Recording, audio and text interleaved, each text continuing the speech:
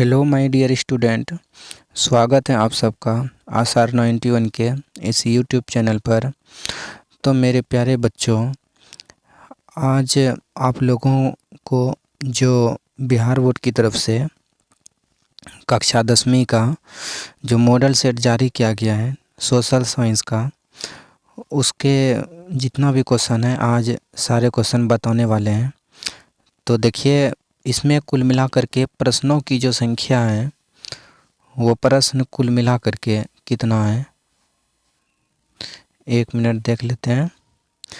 देखिए बच्चों, प्रश्न की संख्या कुल मिलाकर के 112 है, जिसमें से कि 80 प्रश्न है ऑब्जेक्टिव होगा और 24 को क्या होगा, सब्जेक्टिव होगा। 24 और 8 सब्जेक्टिव हो गया, 814 यानी 36 प्रश्न सब्जेक्टिव हैं। और उसके बाद इधर कितना है, 32 गो प्रश्न सब्जेक्टिव हैं और 80 को ऑब्जेक्टिव हैं। तो 80 ऑब्जेक्टिव आज बताने वाले हैं, फिर उसके बाद अगले वीडियो में आप लोगों को सब्जेक्टिव बताएंगे। और समय रहेगा 2 घंटा 45 मिनट। कितना रहता है बच्चों, 2 घंटा 45 मिनट का समय रहता है। तो बच्चों ध्यान में रखिएगा, क्वेश्चन सब याद कर लीजिएगा। कुल मिलाकर के 80 नंबर का आपका ये प्रश्न होगा, याद रखिएगा बच्चों। 80 नंबर का प्रश्न है, आप देख सकते हैं यहाँ पे 80 नंबर खुद लिखा हुआ है। कितना फुल मार्क्स कितना है, 80 नंबर का है। टोटल ऑफ प्रिंटेड पेज की संख्या 34 है, यानी 34 पेज मिलेगा। चलिए अब क्वेश्चन की तरफ चलते हैं। अब क्वेश्चन देखिए क्या कहता है। क्वेश्चन चलिए देखिए, यहाँ क्वेश्चन है आपके कोई एग्ज़ाम में। देखिए कितना क्वेश्चन मतलब ये मॉडल सेट में दिया है और आपके एग्ज़ाम में भी उतना ही रहेगा। प्रश्न संख्या 1 से लेकर 80 तक के प्रत्येक प्रश्नों के 4 विकल्प दिए गए हैं, ठीक है, जिसमें से एक सही है, ठीक है। अपने द्वारा चुने गए सही विकल्प को OMR शीट पर चिन्हित करें। केवल 40 मिनटों के ही उत्तर देना है। यानी कि बच्चों 80 प्रश्न आपके एग्ज़ाम में होगा, लेकिन आपको 40 प्रश्न का ही उत्तर देना है। चलिए नेक्स्ट प्रश्न की चलते हैं। पहला क्वेश्चन की तरफ चलते हैं। पहला प्रश्न है, इनमें से कौन जैविक संसाधन नहीं है। तो बताइए, कहता है कि इनमें से चारों में से कौन जैविक संसाधन नहीं है। तो जैविक संसाधन देखिए, मछली एक प्रकार का जैविक संसाधन है। अब जैविक संसाधन क्या होता है, जैसे मान लो अगर जो खेत में अगर जो पोखर ओखर कुछ भी खनाते हैं तो उससे खेत भी क्या होता है, खेत के जो मिट्टी के जो उर्वरता शक्ति होते हैं उसमें बढ़ोतरी होता है। तो ये एक प्रकार का मछली भी होता है, जैविक संसाधन में ही आता है। उसके बाद है पेड़ भी अगर जो मान लीजिए लगाते हैं खेत में, उसको अगर जो हम गला देते हैं पेड़ को खेत में, तो वो भी जैविक संसाधन बन जाता है। ये नहीं संसाधन हुआ, खेत के लिए अच्छा होता है। मानव भी जैविक संसाधन है, जैसे मानव का जो खाद्य पदार्थ है वो भी जैविक संसाधन एक प्रकार का। पर मिट्टी बच्चों जैविक संसाधन में नहीं आती है। मिट्टी तो मिट्टी है, वो जैविक संसाधन कहाँ से होगा। चलिए ठीक है, एक का बी नंबर करेक्ट था। दूसरा नंबर देखिए प्रश्न क्या कहता है। दूसरा नंबर प्रश्न है, भारत सरकार की वन नीति के अनुसार, यानी भारत सरकार की वन नीति के अनुसार कम से कम कितना प्रतिशत भूभाग वांछनीय रहना चाहिए। भारत सरकार की वन नीति आई थी 2001 ईस्वी में बच्चों। इसके अनुसार कम से कम कितना प्रतिशत भूभाग, इतने जमीन की कितना प्रतिशत भूमि क्या रहना चाहिए, वांछित रहना चाहिए, यानी उसको ऐसे ही छोड़ देना चाहिए। तो 33% होगा आंसर बच्चों। 33% भूमि को वांछित रखना चाहिए, भारत सरकार के वन की रिपोर्ट के अनुसार ये कहा गया है। चलिए दूसरा नंबर प्रश्न देखिए। 3 नंबर प्रश्न है। क्वेश्चन नंबर 3 कहता है, महानदी पर कौन सा बांध बनाया गया है। तो महानदी पे हीराकुंड बांध बनाया गया है। कौन सा, हीराकुंड बांध बनाया गया है बच्चों। ये हीराकुंड बांध उड़ीसा राज्य में पड़ता है। कहाँ पे पड़ता है, उड़ीसा राज्य में, जो कि भारत का सबसे बड़ा बांध है ये हीराकुंड बांध। भाखड़ा नांगल बांध आपको दिख रहा है, ये सतलज नदी पे बनाई गई है। किस नदी पे, सतलज नदी पे बनाई गई है बच्चों। और ये सतलज नदी आपके पंजाब राज्य में है। किस राज्य में, पंजाब राज्य में, तो सारा ध्यान में रखिएगा। नागा अर्जुन बांध ये कृष्णा नदी पे बनाया गया है। किस नदी पे? कृष्णा नदी पे बनाया गया बच्चों। और कृष्णा नदी है कर्नाटक में। कहाँ पे है? कर्नाटक में है। चलिए नेक्स्ट क्वेश्चन की तरफ चलते हैं। अब रिहंद बांध दिख रहा है आपको? रिहंद बांध देखिए, है नहीं? रिहंद बांध आपके उड़ीसा राज्य में है। किस राज्य में है? उड़ीसा राज्य में है रिहंद बांध। चलिए देखिए क्वेश्चन नंबर 4 क्या कहता है। क्वेश्चन नंबर 4 कहता है टेक्सोल का उपयोग होता है। यानी टेक्सोल जो है वो क्या है? टेक्सोल का उपयोग हम बताए थे एनसीईआरटी बुक जब पढ़ा रहे थे तो बताए थे ना कि टेक्सोल का उपयोग होता है कैंसर को बचाने में, कैंसर रोगी को, यानी कैंसर रोधी दवाई है ये टेक्सोल, है कि नहीं? ठीक है। नेक्स्ट क्वेश्चन है क्वेश्चन नंबर 5 देखिए क्या कहता है। इनमें से कौन धात्विक खनिज नहीं है? यानी कि धात्विक खनिज नहीं है वो बताना है बच्चों। तो देखिए बॉक्साइट तो धात्विक खनिज होता है, क्रोमाइट भी धात्विक खनिज है, निकल भी है धात्विक खनिज, पर ग्रेफाइट धात्विक खनिज नहीं होगा। तो 5 का ऑप्शन सी करेक्ट हो जाएगा। ग्रेफाइट जो है ये धात्विक खनिज में नहीं आता है।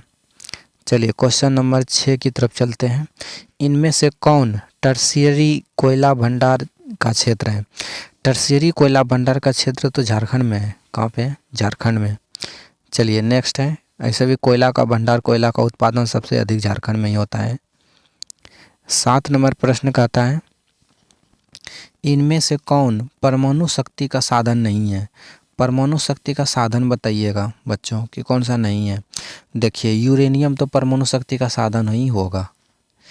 उसके बाद है बॉक्साइट भी है परमाणु शक्ति का साधन, थोरियम भी है परमाणु शक्ति का साधन, पर मोनाजाइट कहीं भी नहीं सुने हैं। ये बॉक्साइट का मतलब परमाणु शक्ति का साधन ये वाला नहीं होगा। ये आंसर क्या है? गलत है। तो आंसर यहाँ पे सही वही होगा। क्या होगा? मोनाजाइट हो जाएगा यहाँ पे।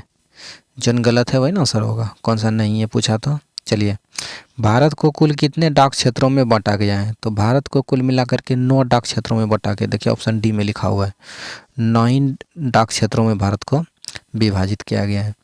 क्वेश्चन नंबर 9 कहता है इनमें से कौन सी नदी असम में बाढ़ के कारण है? यानी ऐसा कौन सा नदी है जिससे कि असम में बाढ़ आती है? तो देखिए ब्रह्मपुत्रा नदी। ब्रह्मपुत्रा नदी असम में मतलब बाढ़ का कारण बनता है। महानदी तो भी पता है नहीं, इस पे हीराकुंड बांध था, उड़ीसा राज्य में था। तो याद रखिएगा बच्चों सबसे भारत की बड़ी बांध है। उसके बाद है 10 नंबर प्रश्न, तरुण भारत संघ एनजीओ का संबंध किस राज्य से है? तरुण भारत संघ जो है ये एक संस्था है, तरुण भारत संघ जिसको इंग्लिश में शॉर्टकट में एनजीओ कहा जाता है, उसका संबंध किस राज्य से है? इसमें कौन सा राज्य शामिल है? तो ये इसमें भी राजस्थान शामिल है। कौन है? राजस्थान। तो इसका संबंध राजस्थान से हो गया। एनजीओ का संबंध किस राज्य से है? राजस्थान से है। चलिए 11 नंबर प्रश्न कहता है, प्रश्न 11 नंबर कह रहा है बच्चों देखिए बहुत सुंदर प्रश्न है। इनमें से किसका उपयोग इलेक्ट्रॉनिक उद्योग में होता है? यानी इसमें से किसका उपयोग इलेक्ट्रॉनिक उद्योग में होता है? बताइएगा। इलेक्ट्रॉनिक जो उद्योग होता है उसमें होता है। तो किसका उपयोग होता है? अभ्रक का होता है। अभ्रक का उपयोग इलेक्ट्रॉनिक उद्योग में होता है। चलिए नेक्स्ट क्वेश्चन है 12 नंबर प्रश्न कहता है इंद्रपुरी जलाशय परियोजना किस राज्य में स्थित है? जो इंद्रपुरी जलाशय परियोजना है तो जितना भी जलाशय योजना था सब हम बताए थे बिहार में। कहाँ पे? इंद्रपुरी जलाशय परियोजना बिहार में है बच्चों। 13 नंबर प्रश्न कहता है कि असाधारण पौधों के लिए तैयार की गई पुस्तक का नाम बताइए। जो असाधारण पौधा है उसके लिए तैयार की गई कोई पुस्तक था, उसका नाम बताइए। क्या नाम था? Blue book, yellow book, green book, red book. तो ग्रीन बुक था। असाधारण पुस्तक के लिए जो तैयार की गए थे नाम था उसका नाम ग्रीन बुक। क्या नाम था? ग्रीन बुक बच्चों। 13 का ऑप्शन सी क्या हो जाएगा? करेक्ट हो जाएगा। 14 नंबर प्रश्न देखिए क्या कहता है। 14 नंबर प्रश्न कह रहा था निम्नलिखित में से कौन रबी फसल नहीं है? बताइए कौन सा रबी फसल नहीं है इसमें से? गेहूं तो रबी फसल है, चना भी रबी फसल है, सरसों भी रबी फसल है, तो बचा चावल। ये चावल खरीफ फसल है। कौन सी फसल है? खरीफ फसल है बच्चों। ये रबी फसल नहीं है चावल, खरीफ फसल है। तो आंसर हो गया चावल। चलिए नेक्स्ट क्वेश्चन देखिए, 15 नंबर प्रश्न क्या कहता है, सीमेंट उद्योग का कच्चा माल क्या है। तो सीमेंट उद्योग का कच्चा माल क्या है। जो सीमेंट होता है वो किससे बनता है, कैसे उत्पादन होता है, तो चूना पत्थर से, यानी चूना पत्थर जो होता है उसको पका करके कंपनी में सीमेंट बनाया जाता है। तो सीमेंट उद्योग का कच्चा माल क्या हो गया, चूना पत्थर हो गया। चलिए नेक्स्ट देखिए, ऑप्शन बी में देखिए क्या लिखा है, कोयला। क्या लिखा हुआ है, कोयला। ये कोयला कितने प्रकार के होते हैं बताइए तो। कोयला होते हैं 4 प्रकार के। कितने प्रकार के, 4। एंथ्रासाइट कोयला, बिटुमिनियस कोयला, लिग्नाइट कोयला, पिटवा कोयला। तो याद रखिएगा बच्चों, चारों प्रकार का कोयला का नाम याद रखिएगा। एंथ्रासाइट, एंथ्रासाइट, एंथ्रासाइट कोयला हो गया। बिटुमिनस, बिटुमिनस, बिटुमिनस, बिटुमिनस कोयला हो। Lignite, lignite, lignite. उसके बाद पिटवा, पिटवा है ये, पिटवा, जिसको पीट कोयला कहते हैं, पिटवा। तो कुल मिलाकर के 4 प्रकार के होते हैं कोयला। चलिए नेक्स्ट प्रश्न की तरफ चलते हैं अब। 16 नंबर प्रश्न का आता है, कोंकण रेल परियोजना का संबंध किस राज्य से है। कोंकण रेल परियोजना जो है ये कहाँ से मतलब संबंध है, इसका संबंध किस राज्य से है। तो कोंकण रेल परियोजना का संबंध जो है वो है महाराष्ट्र से। कहाँ से है बच्चों, महाराष्ट्र से। चलिए नेक्स्ट क्वेश्चन है, कोंकण रेल परियोजना यानी कोंकण रेल क्षेत्र महाराष्ट्र में है। 17 नंबर प्रश्न का आता है कि 1992 ईस्वी में रियो डी जेनेरियो में क्या हुआ था। ये 1992 हम बताए थे नहीं, पृथ्वी सम्मेलन हुआ था। 3 पृथ्वी सम्मेलन हुआ था बताए थे। पहला हुआ था 1992 में रियो डी जेनेरियो में हुआ था नहीं, इधर पृथ्वी सम्मेलन ऑप्शन बी में लिखा हुआ था, इसी का संबंध है। रियो डी जेनेरियो में क्या हुआ था, तो पृथ्वी सम्मेलन हुआ था। अच्छा कितना पृथ्वी सम्मेलन हुआ था सब बताइए तो। पहला 1992 में, दूसरा हुआ था 1997 में बच्चों। कहाँ पे हुआ था बताइए तो, जोहान्सबर्ग में, न्यूयॉर्क में हुआ था। कहाँ पे, न्यूयॉर्क। कैसे होता है, न्यूयॉर्क, न्यूयॉर्क ये अमेरिका में पड़ते हैं, यूएसए में पड़ता है, न्यूयॉर्क हो गया। और तीसरा कहाँ हुआ था बताइए तो। तीसरा जो हुआ था 2002 में हुआ था शायद, हाँ 2002 में। 2002 में जो हुआ था ये हुआ था जोहान्सबर्ग में। कहाँ पे, जोहान्सबर्ग, जोहान्सबर्ग संयुक्त राष्ट्र थी वहाँ पे है, क्या बोलते हैं, सोवियत संघ में यानी रूस में, वहाँ पे हुआ था जोहान्सबर्ग में। तो बच्चों ये क्वेश्चन 17 नंबर कंप्लीट हो गया है। चलिए नेक्स्ट प्रश्न की तरफ चलते हैं। 18 नंबर क्वेश्चन देखिए कहता है, भारत में सर्वाधिक कौन सी मिट्टी पाई जाती है। भारत में सर्वाधिक रूप से कौन सी मिट्टी पाई जाती है, ये मिट्टी पूछा है। सबसे ज़्यादा मिट्टी भारत में तो जलोढ़ मिट्टी पाई जाती है, तो यहाँ पे आंसर क्या हो गया, जलोढ़ मिट्टी। अच्छा काली मिट्टी भी भारत में पाई जाती है, पर काली मिट्टी किस राज्य में पाई जाती है बताइए तो। काली मिट्टी भारत के 4 राज्य में पाई जाती है, जैसे कि दक्षिण भारत का इलाका होना चाहिए, महाराष्ट्र, एक महाराष्ट्र हो गया, मध्य प्रदेश, कर्नाटक और कौन सा, केरल में भी शायद पाया जाता होगा। तो केरल है या नहीं पता नहीं है अच्छा से, पर ये 4 राज्य हैं प्रमुख रूप से जहाँ पे काली मिट्टी पाई जाती है बच्चों, याद रखिएगा। काली मिट्टी को दूसरा नाम से इसको जाना जाता है, काली मिट्टी का दूसरा नाम है रेगुर मिट्टी। क्या नाम है, रेगुर मृदा भी इसे कहा जाता है काली मिट्टी को। काली मिट्टी में सबसे ज़्यादा कौन सी फसल उपजाई जाती है, तो इसमें सबसे ज़्यादा कपास उपजाया जाता है। कपास की खेती करने के लिए बहुत अच्छी होती है काली मिट्टी। चलिए नेक्स्ट प्रश्न की तरफ चलते हैं बच्चों। भारत में सबसे कौन सी मिट्टी अधिक पाई जाती है, तो यहाँ पे जलोढ़ था। 18 नंबर कंप्लीट हो गया। 19 नंबर क्वेश्चन कहता था, भारत में पहला जल विद्युत संयंत्र कहाँ स्थापित किया गया था। यानी भारत में पहला जल विद्युत संयंत्र का मतलब होता है हाइड्रो इलेक्ट्रॉनिक प्लांट सेट यानी कि हाइड्रो इलेक्ट्रॉनिक पावर सेंटर जो होता है, जो कि बिजली तैयार करता है, वो सबसे पहले कहाँ पे स्थापित किया गया था? तो देखिए, भारत में पहला जल से बनने वाला विद्युत संयंत्र स्थापित किया गया था, वो कहाँ पे बताइए? 19 नंबर। तो वो किया गया था शिव समुद्रम में। कहाँ पे किया गया था बच्चों? शिव समुद्रम में भारत का पहला जल विद्युत संयंत्र स्थापित किया गया था। याद रखिएगा बच्चों, शिव समुद्रम में। कहाँ पे बच्चों? ये क्वेश्चन का आंसर शिव समुद्रम नहीं होगा, शिव समुद्रम नहीं होगा बच्चों। शिव समुद्रम में भी जलवायु अभी बता रहे हैं।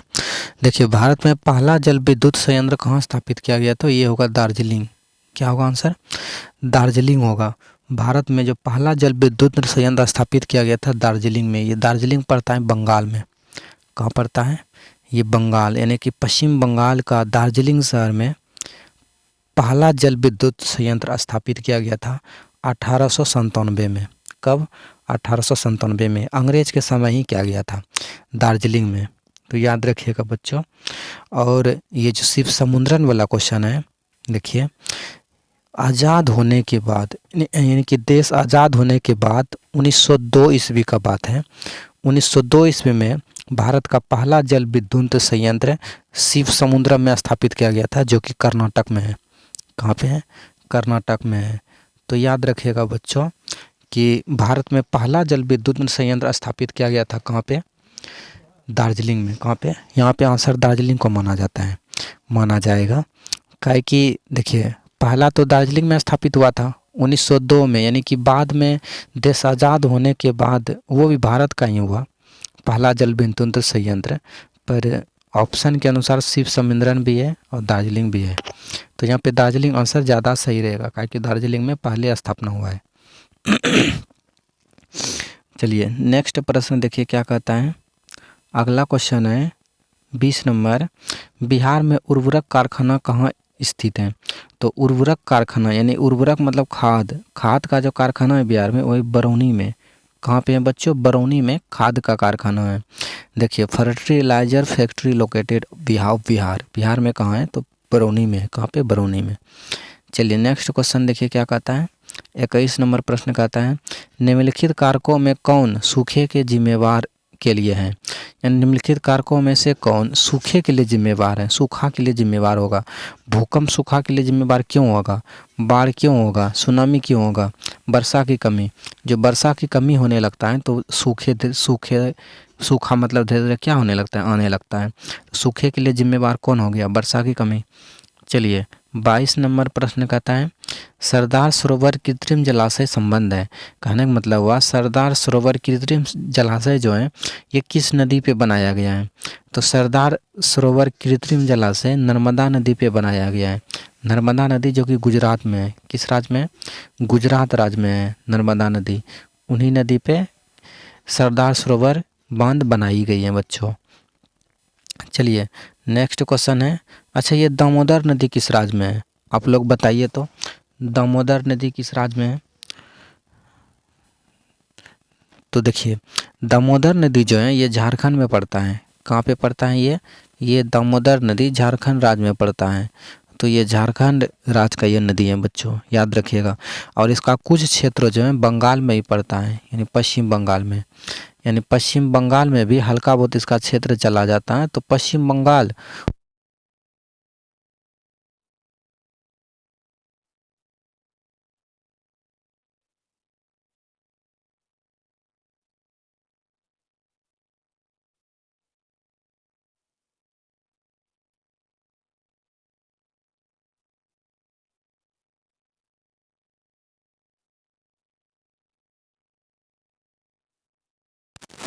2023 में भारत में कौन सा चक्रवात आया था? हाँ, चक्र पेपर में तो दिया था कि जून महीना 2023 में चक्रवात के बारे में भारत में एक चक्रवात आए थे। तो वही कौन सा चक्रवात आया था वही आपको बताना है। तो देखिए, विपरजॉय चक्रवात आया था। उसका चक्रवात का नाम था, जो जून 2023 में आई थी, उसका नाम था विपरजॉय। क्या नाम था? विपरजॉय। ऑप्शन बी करेक्ट है। चलिए क्वेश्चन नंबर 24 की तरफ चलते हैं बच्चों। पृथ्वी की सतह पर सबसे पहले पहुंचने वाली तरंग कौन सी है? यानी पृथ्वी की सतह पर सबसे पहले पहुंचने वाली तरंग थी पी तरंग। हम बताए थे नहीं क्लास में, पी तरंग थी, जिसको हम प्राथमिक तरंग भी कहते हैं। चलिए अगला क्वेश्चन है 24 नंबर प्रश्न होगा, संचार का सबसे लोकप्रिय साधन क्या होगा? तो देखिए संचार का सबसे लोकप्रिय साधन जो होगा वो होगा सार्वजनिक टेलीफोन। क्या होगा? सार्वजनिक टेलीफोन। लेकिन यहाँ पे वर्तमान में संचार का सबसे लोकप्रिय साधन पूछता तब मोबाइल होता ना, तब मोबाइल होता, लेकिन यहाँ पे सार्वजनिक टेलीफोन होगा बच्चों। चलिए नेक्स्ट प्रश्न की तरफ चलते हैं। अब 26 नंबर प्रश्न का आता है, कलकत्ता कॉरपोरेशन एक्ट किसके शासनकाल में पारित हुआ था? कलकत्ता कॉरपोरेशन एक्ट था वो किसके शासनकाल में पारित हुआ था? एक्ट मतलब अधिनियम था। कलकत्ता कॉरपोरेशन अधिनियम किसके समय पारित हुआ था? लॉर्ड कर्जन के समय हुआ था बच्चों। किसके समय? लॉर्ड कर्जन के समय। अच्छा आप बताइए तो कलकत्ता कॉरपोरेशन एक्ट कब पारित हुआ था? बताइए कमेंट में। तो देखिए कलकत्ता कॉरपोरेशन एक्ट जो पारित हुआ था लॉर्ड कर्जन के समय, ये अच्छा दिन तक चला था। 1899 से लेकर स्टार्ट हुआ था 1899 में और 1905 तक, जबकि बंगाल विभाजन हुआ था नहीं, वहाँ तक चला था ये कलकत्ता कॉरपोरेशन एक्ट बच्चों। चलिए नेक्स्ट प्रश्न की तरफ चलते हैं। अब 27 नंबर प्रश्न कहता है, यूरोप में राष्ट्रवाद की शुरुआत कहाँ से हुई? तो यूरोप में राष्ट्रवाद की शुरुआत जो हुई थी वो कहाँ से हुई थी बताइए? तो जर्मनी से कहाँ हुई थी? कहाँ से? जर्मनी से हुई थी बच्चों। यूरोप में राष्ट्रवाद की शुरुआत कहाँ से हुई? जर्मनी से हुई। चलिए 28 नंबर प्रश्न कहता है कि राइन राज संघ की स्थापना किसने की थी? फुल नाम था इसका जर्मन राइन राज, था कि नहीं? यानी कि जर्मन राइन राज संघ की स्थापना किसने की थी? तो नेपोलियन बोनापार्ट ने किया था। क्या था? नहीं, नेपोलियन बोनापार्ट ने किया था 1804 में कि 1904 में? बताइए नेपोलियन बोनापार्ट ने राइन राज संघ की स्थापना कब की थी? बताइए बच्चों। तो 1904 में क्या होगा शायद? कब क्या था? 1904 में कि 1804 में? 1804 में क्या था? आपको ओझराते हैं तो ओझरा जाते हैं। चलिए अगला प्रश्न देखिए क्या है। 29 नंबर प्रश्न है, अप्रैल थीसिस किसने लिखा था? तो अप्रैल थीसिस तो लेनिन का पुस्तक था। किसने लिखा था? लेनिन ने लिखा था। चलिए अच्छा ये टॉलस्टॉय, देखिए इसका भी बहुत अच्छा क्वेश्चन है। टॉलस्टॉय ने कौन सा पुस्तक लिखा था? टॉलस्टॉय का आप बताइए तो। अप्रैल थीसिस लियो टॉलस्टॉय ने नहीं लिखा था, लेनिन ने लिखा था। ये तो करेक्ट है। बताइए क्या होगा? अप्रैल थीसिस किसकी पुस्तक है? लेनिन का है कि टॉलस्टॉय का है? अप्रैल थीसिस किसकी पुस्तक है बताइए?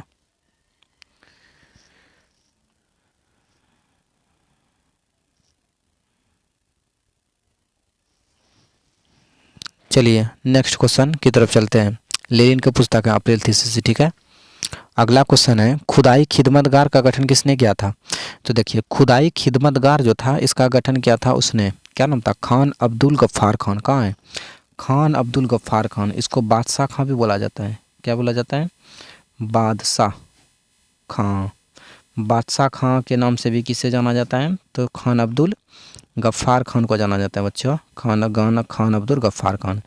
इसे सीमांत गांधी के नाम से भी जाना जाता है। सब क्वेश्चन याद रखना। सीमांत गांधी, सीमांत गांधी के नाम से किसे जाना जाता है? खान अब्दुल गफ्फार खान को याद रखिएगा। सीमांत गांधी के नाम से किसे जाना जाता है?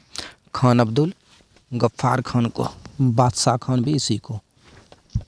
और खुदाई खिदमतगार का इन्होंने गठन किया था, ठीक है। तो चलिए अगला प्रश्न क्या कहता है। नेक्स्ट प्रश्न कहता है, लाला हरदयाल ने कहता है, लाला हरदयाल ने इनमें से किस पार्टी की स्थापना की थी? यानी किसकी गठन किया था लाला हरदयाल ने? तो लाला हरदयाल ने गदर पार्टी का स्थापना किया था ने लाला हरदयाल ने। तो कब किया था बताइए तो? लाला हरदयाल ने गदर पार्टी की स्थापना कब की थी? लाला हरदयाल ने गदर पार्टी की स्थापना कब की थी बताइए? 1913 किया था कि 1913 में किया था? कब? 1913 में लाला हरदयाल ने गदर पार्टी की स्थापना की थी, याद रखिएगा बच्चों। चलिए ये देखिए क्वेश्चन नंबर यहाँ पे दिख रहा है अगला प्रश्न इसी में है अभी। लाला हरदयाल इधर आओ। चलिए ये प्रश्न देखिए, स्वराज पार्टी है। स्वराज पार्टी का गठन किया था चित्तरंजन दास और मोतीलाल नेहरू, दो आदमी ने मिल करके। क्या था ने 1923 में क्या था, कब, 1923 में। किसने किसने, चित्तरंजन दास, चित्तरंजन दास और एक था मोतीलाल नेहरू, दोनों ने मिल करके स्वराज पार्टी का गठन किया था बच्चों, याद रखना। चलिए 31 हो गया। 32 नंबर क्वेश्चन देखिए क्या कहता है। साम्यवादी गुट का अगुवा कौन था। जो साम्यवादी गुट था, ये साम्यवादी गुट का मतलब वही है कौन, सोवियत संघ और अमेरिका के बीच में हुआ था नहीं साम्यवादी गुट, तो उनका अगुवा बताइए कौन था। आगे आगे मतलब कौन चल रहा था। साम्यवादी गुट के अगुवा था सोवियत संघ। कौन थे, सोवियत संघ। कहने का मतलब रूस। सोवियत संघ का सबसे बड़ा राज्य जो था वो था रूस। कौन था, रूस, याद रखिएगा। चलिए नेक्स्ट क्वेश्चन की तरफ चलते हैं। अब क्वेश्चन नंबर 32 की तरफ चलते हैं। इनमें से क्या मार्टिन लूथर की कृति है, यानी कौन सी यहाँ पे होगा, ये गलत लिख दिया। इनमें से कौन सी मार्टिन लूथर की कृति है, ऐसे ना बनेगा क्वेश्चन। तो मार्टिन लूथर ने लिखा था 95 थीसिस, 95-96 थीसिस लिखे थे, पढ़ाए थे एनसीईआरटी बुक जब पढ़ा रहे थे। तो 95-96 थीसिस पुस्तक किसने लिखा था, मार्टिन लूथर ने। ये मार्टिन लूथर कहाँ के थे बताइए, कहाँ के थे, तो ये अमेरिका के थे, अमेरिका के वैज्ञानिक थे कि नहीं। मार्टिन लूथर किंग जूनियर था।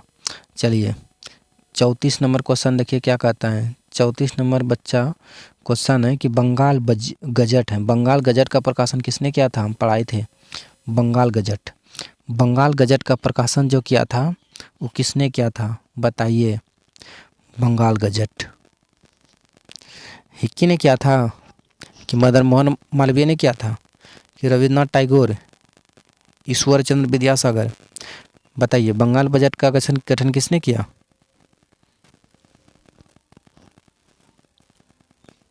हिक्की ने किया था। किसने किया था, हिक्की ने। पूरा नाम क्या है, जेम्स ए हिक्की। बंगाल बजट गजट का प्रकाशन किसने किया, जेम्स ए हिक्की ने किया। खाली हिक्की याद रख लीजिएगा बच्चों। चलिए नेक्स्ट प्रश्न की तरफ चलते हैं। अब 35 नंबर प्रश्न है, यूनान इनमें से किस देश के अधीन था। यूनान जो था किस देश के अधीन था, मतलब किस देश के हित में था, किसके वजह से उन्होंने करते थे। तो यूनान जो था किस देश के अधीन में था, फ्रांस के अधीन में था क्या, बताइए। यूनान किस देश के अधीन में था, यूनान किस देश के अधीन में था।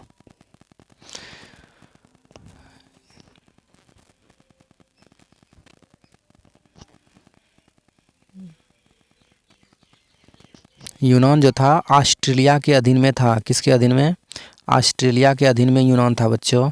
चलिए फ्रांस के अधीन में नहीं था। 36 नंबर प्रश्न कहता है, नमक कानून तोड़ने के लिए गांधी जी ने कौन सा स्थान चुना था। नमक कानून गांधी जी ने तोड़ा था नहीं, कब, 6 अप्रैल 1930 ईस्वी को। 12 मार्च 1930 को कहाँ से, गुजरात के अहमदाबाद से गांधी जी निकल करके, साबरमती से निकल करके कहाँ पहुँचे, दांडी पहुँच करके क्या तोड़ा, 6 अप्रैल को तोड़ दिया नमक कानून। कितना अप्रैल, 6 अप्रैल को नमक कानून को क्या कर दिया, तोड़ दिया था। तो वहाँ पे दांडी आंसर होना चाहिए। कहाँ पे दांडी, यहाँ ऑप्शन सी में है, दांडी ऑप्शन सी में देखिए लिखा हुआ है नहीं। 6 अप्रैल 1930 को गांधी जी ने नमक कानून तोड़ा। और सविनय अवज्ञा आंदोलन भी इसी से स्टार्ट किया था गांधी जी ने। क्या था नहीं, सविनय अवज्ञा आंदोलन हुआ था। आंदोलन 1930 में गांधी जी ने 12 मार्च को स्टार्ट किया था, 6 अप्रैल को 1930 में नमक कानून तोड़ करके। याद रखना ये सब बच्चों। चलिए नेक्स्ट प्रश्न देखिए कहता है 37 नंबर, समाजवादियों का बाइबिल किसे कहा गया है। तो समाजवादियों का बाइबिल तो कार्ल मार्क्स का जो पुस्तक था एगो, उसका नाम क्या था, उसका नाम था दास कैपिटल। क्या नाम था, हाँ दास कैपिटल, जो कि कब प्रकाशित हुआ था, 1867 में हुआ था नहीं, दास कैपिटल कब प्रकाशित हुआ? 1867 में। इन्हीं का नाम था क्या? दास कैपिटल का ही नाम क्या था? समाजवादियों का बाइबिल। यानी कि दास कैपिटल पुस्तक जो कार्ल मार्क्स का था, इसको समाजवादियों का बाइबिल कहा गया था नहीं। अप्रैल थीसिस अभी पुस्तक पूछा था नहीं आपके मॉडल सेट में, ये लिखा था लेनिन ने। किसने लिखा था? लेनिन। अप्रैल थीसिस के लिस्ट थे लेनिन। कौन थे? लेनिन, ठीक नहीं। कम्युनिस्ट मैनिफेस्टो के प्रकाशन किसने किया था? ये भी कार्ल मार्क्स ने किया था। कम्युनिस्ट मैनिफेस्टो, ये भी पुस्तक है जो कि कार्ल मार्क्स का है। किसका है? कार्ल मार्क्स का है। कम्युनिस्ट मैनिफेस्टो, ठीक नहीं, कार्ल मार्क्स का ये पुस्तक है। सोशल कॉन्ट्रैक्ट नामक पुस्तक के लेखक कौन थे?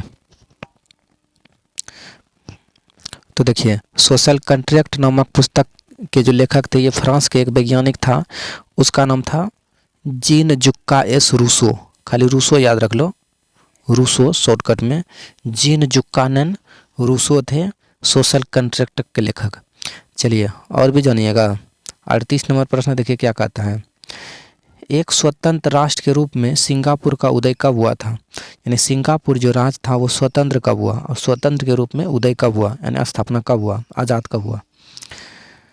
बताइए 38 का क्या होगा? 1965 में सिंगापुर क्या हुआ था? स्वतंत्र हुआ था बच्चों। कब? 1965 में। चलिए नेक्स्ट प्रश्न की तरफ चलते हैं। 39, वियना कांग्रेस में कौन सा राष्ट्र शामिल नहीं था? तो देखिए, वियना कांग्रेस राष्ट्र जो हुआ था, ये वियना कांग्रेस सम्मेलन 1815 में हुआ था। कब हुआ था? 1815 में वियना कांग्रेस सम्मेलन की स्थापना हुई थी। इसमें कौन सा राष्ट्र कहता है शामिल नहीं था, ये आपको बताना है। तो इसमें जर्मनी वियना कांग्रेस में शामिल नहीं था, क्योंकि जर्मनी ऑस्ट्रिया की तरफ था। ऑस्ट्रिया और जर्मनी के आपस में चल रहा था युद्ध, इसीलिए ये अब वियना कांग्रेस सम्मेलन में शामिल नहीं हुआ था। चलिए नेक्स्ट प्रश्न की तरफ चलते हैं। 40 नंबर प्रश्न है आज का। आधा प्रश्न में आ गए हैं, मॉडल सेट में 80 प्रश्न है। फॉरवर्ड ब्लॉक है। फॉरवर्ड ब्लॉक की स्थापना किसने की थी? तो फॉरवर्ड ब्लॉक की स्थापना की थी 1939 में। कब क्या था? 1939 में दिल्ली में सुभाष चंद्र बोस ने। किसने किया था? सुभाष चंद्र बोस। इन्हीं ने सुभाष चंद्र बोस ने दिल्ली चलो का नारा भी दिया था नहीं? दिल्ली चलो का नारा किसने दिया? सुभाष चंद्र बोस ने। कब? 1939। फॉरवर्ड ब्लॉक की स्थापना भी 1939। चलिए 40 नंबर प्रश्न की तरफ चलते हैं। बम्बई राज्य का विभाजन करके किन दो राज्य का गठन हुआ? यानी कि जो बम्बई था, जहाँ पे हिंदी बोला जाता था और किधरों मराठी बोला जाता था, तो किस राज्य का गठन हुआ था? तो बताइए। तो देखिए, बम्बई राज्य को विभाजित करके महाराष्ट्र और गुजरात को बनाया था। कहाँ है? यानी गुजरात भाषा बोलने वाले को गुजरात और महाराष्ट्र मराठी बोलने वाले को महाराष्ट्र। तो वहाँ पे आंसर हो जाएगा महाराष्ट्र और गुजरात। चलिए नेक्स्ट प्रश्न देखिए क्या कहता है। 42 नंबर कहता है, बिहार में कुल कितने नगर निगम स्थापित किए गए हैं? तो बिहार में कुल कितना नगर निगम है? तो लगभग 19 गो हैं। कितना है? 19-20 गो नगर निगम है। 19-20 आंसर आ जाएगा तो मार दीजिएगा। चलिए 43 नंबर प्रश्न है, राज्य पुनर्गठन आयोग की स्थापना कब हुई? देखिए कितना अच्छा क्वेश्चन है। तो राज्य पुनर्गठन आयोग का स्थापना हुआ था 1953 में। हुआ था नहीं? राज्य पुनर्गठन आयोग राज्य पुनर्गठन आयोग के अनुसार सबसे पहले जो राज्य बना था वो बना था आंध्र प्रदेश। कौन बना था? आंध्र प्रदेश बना था नहीं?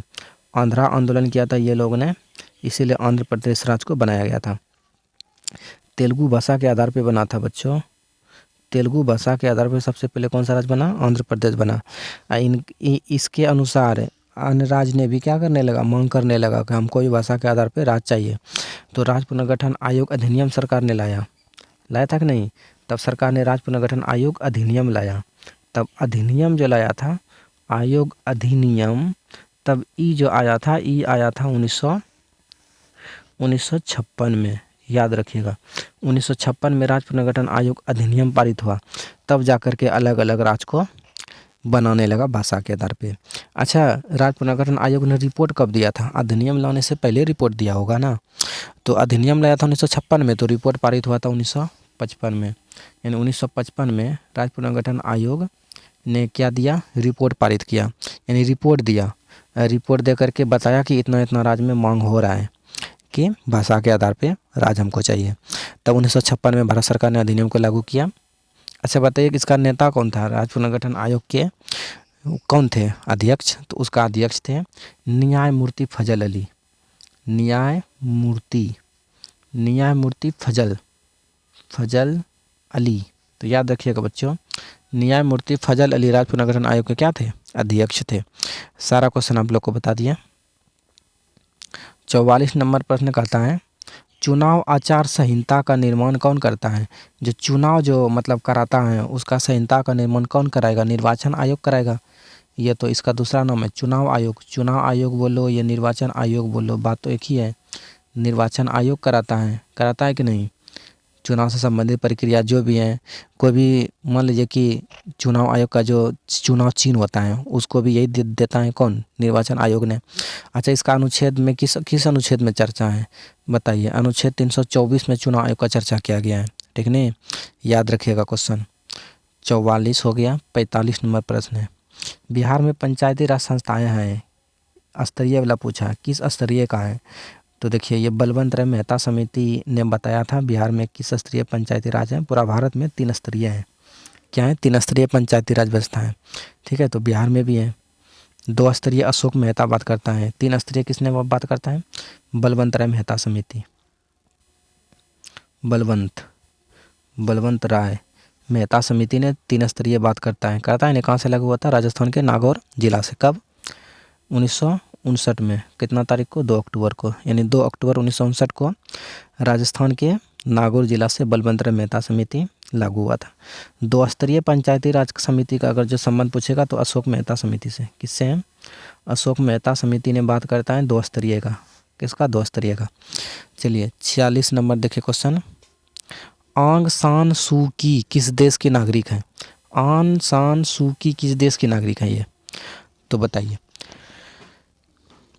आंग सान सू की किस देश की नागरिक हैं?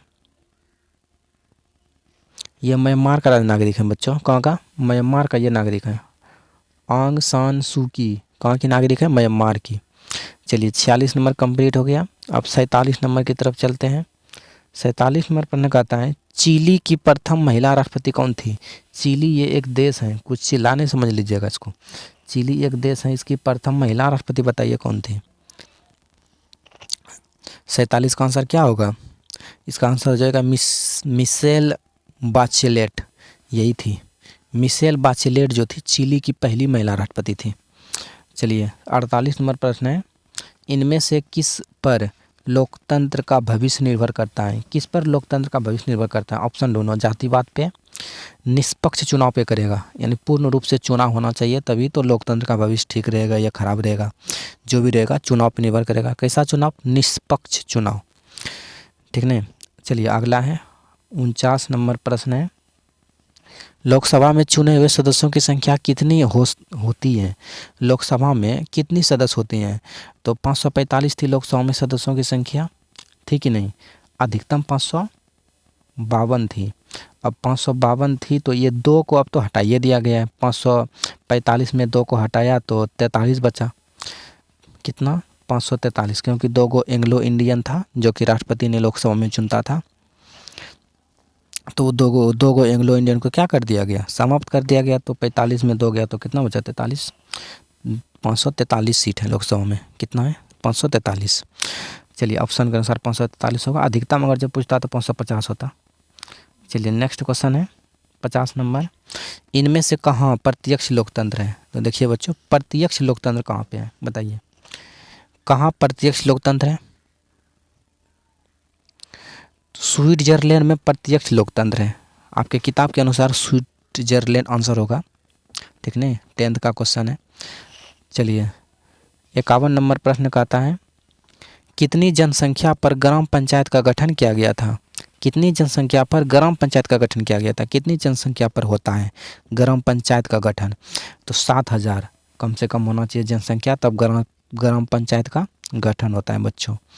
इससे जो अगला क्वेश्चन है इसका आंसर कन्फर्म है स्विट्जरलैंड होगा आंसर। भारत नहीं मार लीजिएगा कभी। ठीक नहीं, भारत में अथी नहीं है, अथी क्या बोलते हैं, लोकतंत्र व्यवस्था, प्रत्यक्ष लोकतंत्र भारत में भी है, पर आंसर इसका क्या मारेंगे? स्विट्जरलैंड मारेंगे। काहे कि 10th क्लास में एनसीईआरटी बुक में खुद दिया हुआ है। चलिए 52 नंबर प्रश्न देखिए, कहता है 1975 में आपातकालीन घोषणा करने वाले राष्ट्रपति की नाम बताइए। राष्ट्रपति का नाम नहीं पूछा, पार्टी का नाम पूछा ना। 1975 में आपातकाल घोषणा करने वाली राष्ट्रपति जो थी वो थी फखरुद्दीन अली अहमद। फखरुद्दीन अली अहमद ये राष्ट्रपति हैं बच्चों। प्रधानमंत्री थी इंदिरा गांधी। कौन थी? इंदिरा गांधी प्रधानमंत्री थी उस समय। इंदिरा गांधी के कहने पर राष्ट्रपति ने क्या लगाया, यानी फखरुद्दीन अली अहमद ने क्या लगा दिया, आपातकाल लगा तो दिया 1975 में। पर अब बताइए कि तुमसे पार्टी का नाम पूछा, तो कहने का मतलब इंदिरा गांधी किस पार्टी की थी, वहाँ से याद कीजिए। तो इंदिरा गांधी तो कांग्रेस की तरफ से थी, तो यहाँ पे कांग्रेस पार्टी कहाँ है, भारतीय राष्ट्रीय कांग्रेस है लिखा हुआ। तो भारतीय राष्ट्रीय कांग्रेस, इंदिरा गांधी इसी पार्टी से हैं, तो इंदिरा गांधी ने लगाई, तो यहाँ पे आंसर भारतीय राष्ट्रीय कांग्रेस मारेंगे, क्योंकि ऑप्शन दिया भारतीय राष्ट्रीय कांग्रेस का। घोषणा किसने की, तो भारतीय राष्ट्रीय कांग्रेस ने की। इंदिरा गांधी मतलब कांग्रेस ही तो हुआ नहीं। इसका स्थापना हुआ था 1885 को, याद रखिएगा। किसने किया था? ए ह्यूम ने, मुंबई के गोकुलदास तेजपाल नारायण संस्कृत कॉलेज में किया था। पहले अध्यक्ष कौन थे कांग्रेस के? बदरुद्दीन तैयब जी। अब मुसलमान में कौन थे? मुसलमाने में थे बदरुद्दीन तैयब जी, और हिंदू में थे वोमेश चंद बनर्जी, जिसको WC बनर्जी बोलते हैं। महिला में पहले अध्यक्ष बताओ। महिला में थी एनी बेसेंट अंग्रेज में, और भारतीय महिला में थी तब सरोजिनी नायडू। चलिए 52 नंबर कंप्लीट हो गया।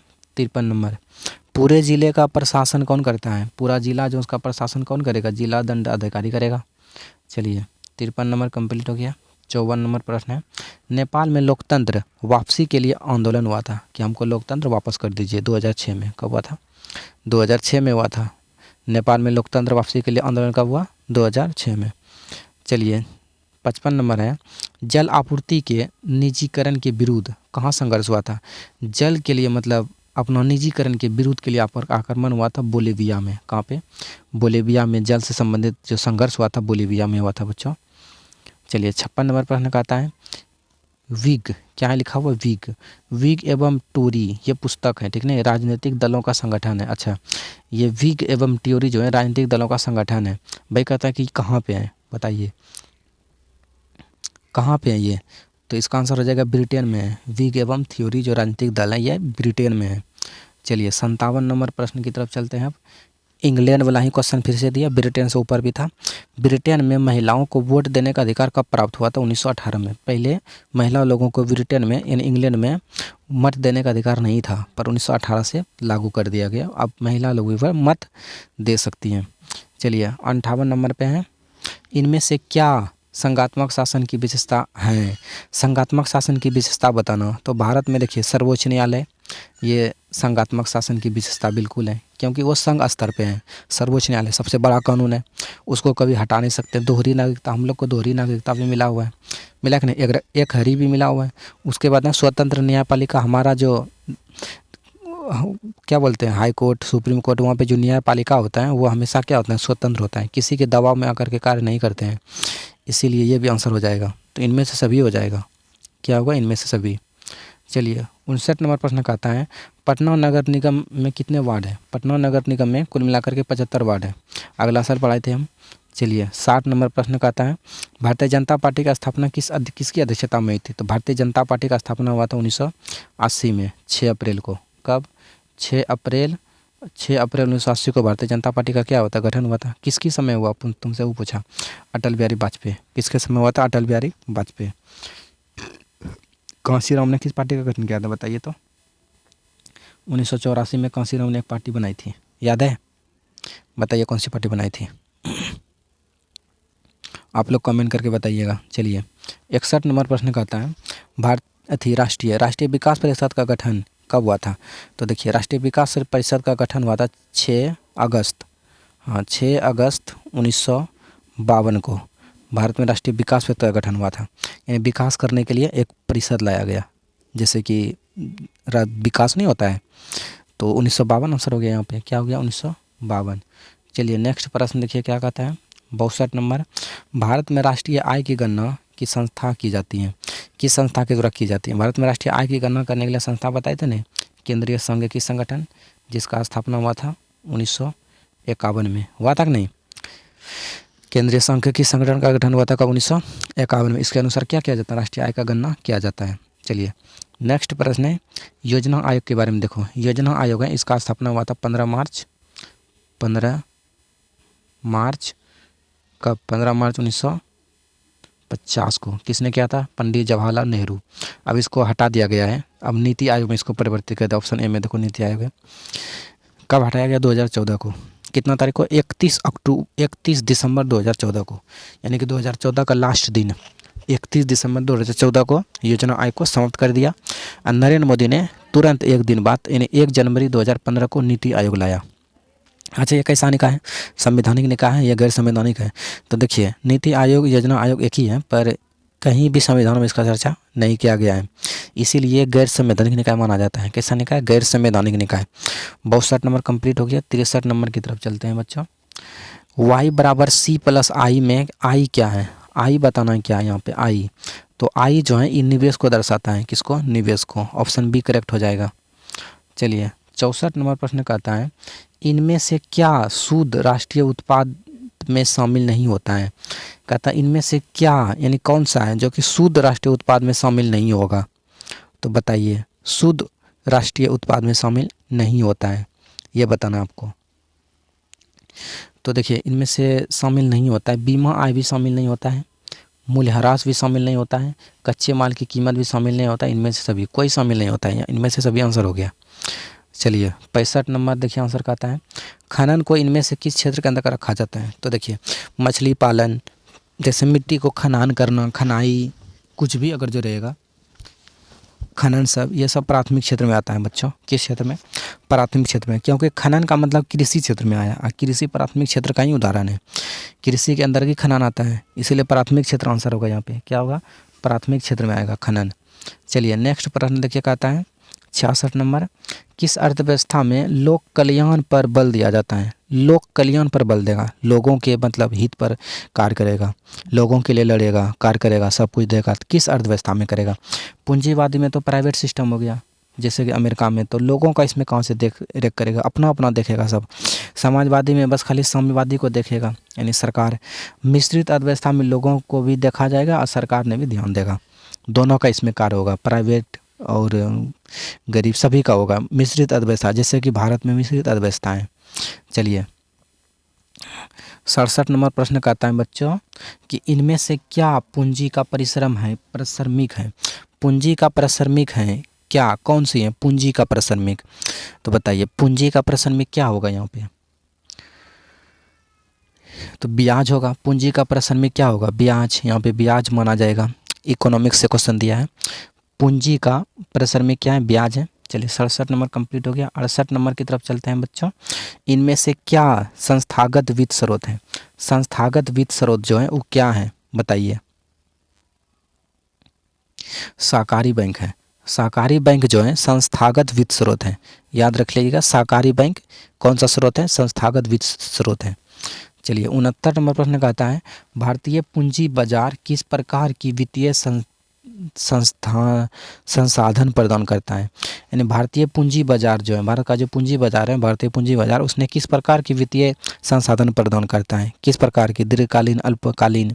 पूंजी बाजार ने तो दीर्घकालीन करेगा। कौन सी करता है? दीर्घकालीन। दीर्घकालीन मतलब ऋण प्रदान करता है, ठीक है। चलिए 70 नंबर प्रश्न कहता है ग्रामीण विकास और कृषि के लिए ऋण प्रदान करने वाली संस्था कौन सी है? यानी कि ग्रामीण विकास और कृषि के लिए ऋण देने वाली, आपूर्ति करने वाली संस्था का नाम बताओ। कृषि के लिए जो ऋण देता है तो वो देता है आपका नाबार्ड ने। किसने देता है? नाबार्ड। ऑप्शन सी में होगा लगता है, हाँ ऑप्शन सी में दिया हुआ है, नाबार्ड ने करता है। कौन करता है? नाबार्ड ने। तो बच्चे याद रखिएगा किसने करता है? नाबार्ड ने, याद रहेगा तुम लोग को। अच्छा बता सकते हैं नाबार्ड का स्थापना कब हुआ था? तो नाबार्ड का स्थापना हुआ था 1982 में। कब हुआ था? 1982 में नाबार्ड का गठन हुआ था बच्चों। चलिए भारतीय रिजर्व बैंक ऑफ इंडिया, ये भारतीय रिजर्व बैंक ऑफ इंडिया वही है, आरबीआई है कि नहीं, जिसका स्थापना हुआ था 1935 में, याद रखिएगा। 1 अप्रैल 1935 को स्थापना हुआ था, जिसने भारत में नोट जारी करता है।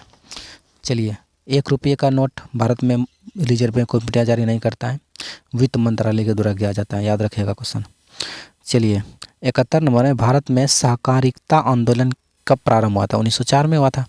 सहकारिता आंदोलन भारत में पारित कब हुआ था, यानी कब लागू हुआ था, कब प्रारंभ हुआ था? 1904 में सहकारिता आंदोलन की शुरुआत हुई थी भारत में। नेक्स्ट प्रश्न देखिए क्या कहता है बच्चों, 72 नंबर प्रश्न कहता है विकसित देशों के कार्यबल का अधिकांश हिस्सा किस क्षेत्र में कार्यरत होता है? कहता है विकसित देशों का जो कार्यबल मतलब का अधिकांश ज़्यादातर हिस्सा वो किस क्षेत्र में कार्यरत करता है? विकसित देश ने सबसे ज़्यादा किस क्षेत्र में कार्य करता है? विनिर्माण क्षेत्र में वो कार्य करते हैं ज़्यादा। किस क्षेत्र में? विनिर्माण क्षेत्र में, मतलब औद्योगिक वाला जो क्षेत्र होता है। चलिए अगला है कि भारत में नई आर्थिक नीति की शुरुआत कब लागू हुई थी? नीति की मतलब कब लागू हुई? भारत में नई आर्थिक नीति की शुरुआत कब हुई, यही पूछा है। तो 1991 में भारत में नई आर्थिक नीति शुरुआत हुआ था। किसने किया था? वीवी गिरी। किसने किया था? वीवी गिरी।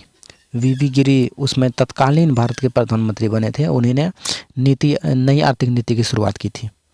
चलिए अगला क्वेश्चन देखिए क्या कहता है 74 नंबर पे, कृषि उत्पादकों के प्रमाण के लिए किस मानक चिन्ह का उपयोग किया जाता है?